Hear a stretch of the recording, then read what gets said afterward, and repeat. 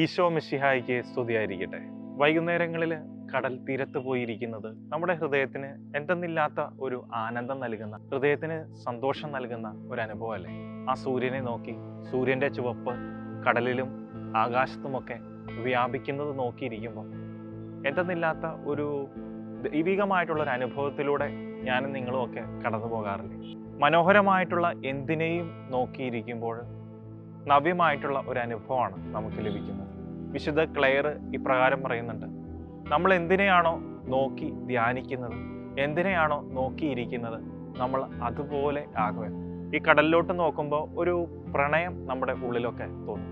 മനോഹരമായിട്ട് ഉള്ള ഒന്നിനെ പ്രണയിക്കാനുള്ള ഒരു ആഗ്രഹം. ഈ ലോകത്ത് വെച്ച് ഏറ്റവും മനോഹരമായിട്ടുള്ളത് ഈശോ തന്നെയല്ലേ?